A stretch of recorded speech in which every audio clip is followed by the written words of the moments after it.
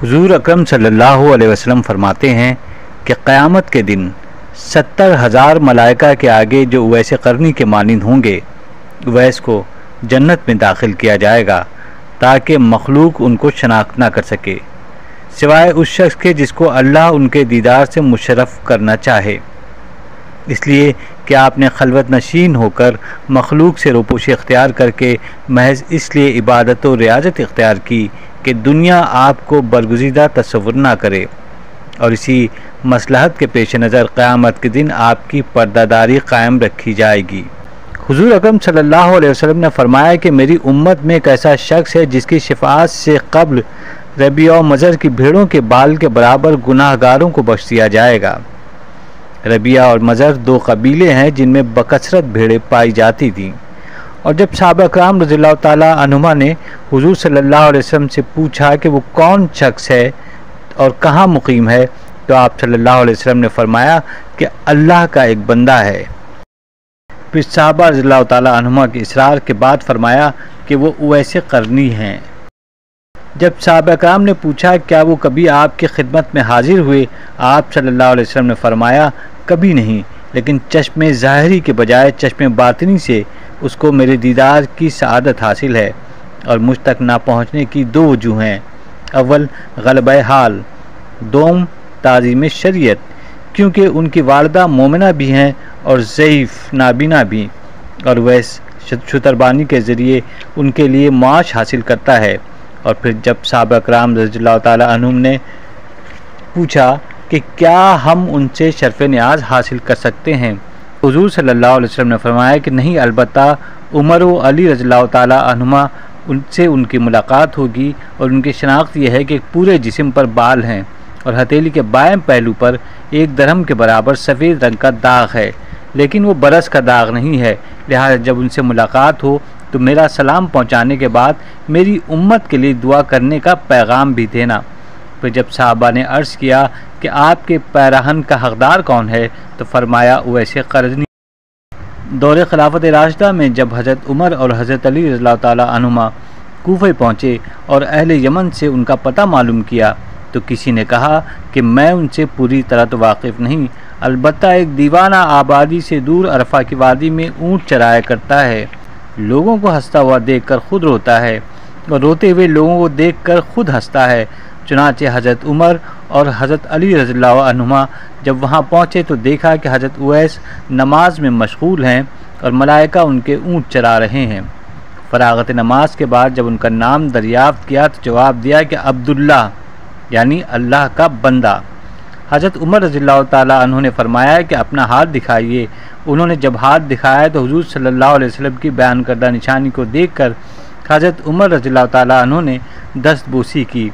हुज़ूर सल्लल्लाहु अलैहि वसल्लम का लिबास मुबारक पेश करते हुए सलाम पहुँचाकर उम्मत मोहम्मदी के हक़ में दुआ करने का पैगाम भी दिया। ये सुनकर उवैस क़रनी ने अर्ज़ किया कि आप खूब अच्छी तरह देखभाल फरमा लें, शायद वो कोई दूसरा फ़र्द हो जिसके मुताल्लिक़ हुज़ूर सल्लल्लाहु अलैहि वसल्लम ने निशानदही फरमाई है। हज़रत उमर रज़ियल्लाहु ताला अन्हु ने फरमाया कि जिस निशानी की निशानदही फरमाई है वो आप में मौजूद है। ये सुनकर उवैस क़रनी ने अर्ज़ किया कि ए उमर, तुम्हारी दुआ मुझसे ज़्यादा कारगर साबित हो सकती है। आपने फरमाया मैं तो दुआ करता ही रहता हूँ, अलबत्ता आपको हुज़ूर सल्लल्लाहु अलैहि वसल्लम की वसीयत पूरी करनी चाहिए। चुनांचे हज़रत उवैस ने हुज़ूर सल्लल्लाहु अलैहि वसल्लम का लिबास मुबारक कुछ फासले पर ले जाकर अल्लाह ताला से दुआ की कि या रब, जब तक तू मेरी सिफारिश पर उम्मत मोहम्मदी की मग़फ़िरत न कर देगा, मैं सरकार दो आलम का लिबास हरगिज़ नहीं पहनूंगा, क्योंकि तेरे नबी ने अपनी उम्मत को मेरे हवाले किया है। चुनांचे गैब से आवाज़ आई कि हमने तेरी सिफारिश पर कुछ अफराद की मग़फ़िरत कर दी है। इसी तरह आप मशगूल दुआ थे कि हज़रत उमर और हज़रत अली रज़ियल्लाहु ताला अन्हुमा सामने पहुँच गए, और जब आपने सवाल किया कि आप दोनों हज़रत क्यों आ गए, मैं तो जब तक पूरी उम्मत की मग़फ़िरत ना करवा लेता उस वक्त तक के लिबास कभी ना पहनता। हज़रत उमर रज़ियल्लाहु अन्हु ने आपको ऐसे कंबल के लिबास में देखा जिसके नीचे तवंगरी के हज़ारों आलम पोशीदा थे। ये देखकर आपके क़ल्ब में खिलाफत से दस्तबरदारी की ख्वाहिश पैदा हुई और फरमाया कि क्या कोई ऐसा शख्स है जो रोटी के टुकड़े के बदले में मुझसे खिलाफत ख़रीद ले। ये सुनकर हज़रत उवैस करनी ने कहा कि कोई बेवकूफ़ शख्स ही खरीद सकता है, आपको तो फ़रोख्त करने के बजाय उठाकर फेंक देना चाहिए, फिर जिसका जी चाहे उठा लेगा। ये कहकर हुज़ूर अकरम सल्लल्लाहु अलैहि वसल्लम का भेजा हुआ लिबास पहन लिया और फरमाया कि मेरी सिफारिश पर बनु रबिया और बनु मज़र की भेड़ों के बालों के बराबर अल्लाह ताला ने लोगों की मग़फ़िरत फरमा दी है। और जब हज़रत उमर ने आपसे हुज़ूर सल्लल्लाहु अलैहि वसल्लम की ज़ियारत न करने के मुतालिक सवाल किया तो आपने उनसे पूछा कि अगर आप दीदार नबी से मुशर्रफ होते तो बताइए कि हुज़ूर सल्लल्लाहु अलैहि वसल्लम के अब्रू कुशादा थे या घने, लेकिन दोनों सहाबा जवाब से माजूर रहे। हज़रत उवैस ने कहा कि अगर आप रसूल अकरम सल्लल्लाहु अलैहि वसल्लम के दोस्तों में से हैं तो ये बताइए कि जंग ओहद में हुज़ूर सल्लल्लाहु अलैहि वसल्लम का कौन सा दांत मुबारक शहीद हुआ था और आपने इत्तिबा नबी सल्लल्लाहु अलैहि वसल्लम में अपने दांत क्यों ना तोड़ डाले। ये कहकर अपने तमाम टूटे हुए दांत दिखाकर कहा कि जब दांत मुबारक शहीद हुआ तो मैंने अपना एक दांत तोड़ डाला, फिर ख्याल आया कि शायद कोई दूसरा दांत शहीद हुआ हो। इसी तरह एक एक करके जब तमाम दांत तोड़ डाले उस वक्त मुझे कुछ सुकून नसीब हुआ।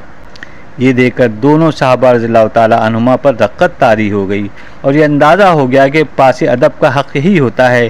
गो हज़रत उवैस दीदार नबी सल्लल्लाहु अलैहि वसल्लम से मुशर्रफ ना हो सके, लेकिन इत्तिबा रिसालत का मुकम्मल हक़ अदा करके दुनिया को दर्स अदब देते हुए रुखसत हो गए।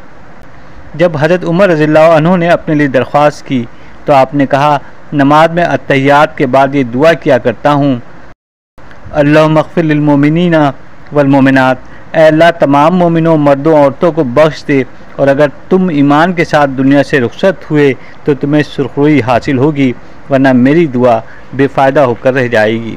हज़रत उमर रज़ियल्लाहु ताला अन्हु ने जब वसीयत करने के लिए फ़रमाया तो आपने कहा, ए उमर, अगर तुम खुदा शनास हो तो उससे ज़्यादा अफजल और कोई वसीयत नहीं कि तुम खुदा के सिवा किसी दूसरे को ना पहचानो। फिर पूछा, है उमर, क्या अल्लाह ताला तुमको पहचानता है? आपने फरमाया, हाँ। हज़रत उवैस ने कहा कि बस खुदा के अलावा तुम्हें कोई ना पहचाने, यही तुम्हारे लिए अफजल है।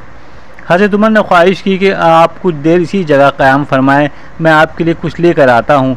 तो आपने जेब से 2 दरहम निकाल कर दिखाते हुए कहा कि ये ऊँट चराने का मुआवजा है, और अगर आप ये ज़मानत दें कि दरहम खर्च होने से पहले मेरी मौत नहीं आएगी तो फिर यकीनन आपका जो चीज़ चाहे इनायत फरमा दे, वरना ये 2 दरहम मेरे लिए काफ़ी हैं। फिर फरमाया कि यहाँ तक पहुँचने में आप हजरात को जो तकलीफ़ हुई उसके लिए मैं माफ़ी चाहता हूँ, और अब आप दोनों वापस हो जाएं, क्योंकि क़यामत का दिन करीब है और मैं ज़ाद आखिरत की फ़िक्र में लगा हूँ। फिर इन दोनों सहाबा की वापसी के बाद जब लोगों के क़ुलूब में हज़रत उवैस की अज़मत जागुज़ी हुई और मजमा लगने लगा तो आप घबरा कर कूफे में सुकूनत पजीर हो गए, और वहाँ पहुँचने के बाद भी सिर्फ हरम बिन हबान के अलावा किसी दूसरे शख्स ने नहीं देखा, क्योंकि जब से हरम बिन हबान ने आपकी शफाअत का वाक़या सुना था, इश्तियाक़ ज़ियारत में तलाश करते हुए कूफा पहुँचे।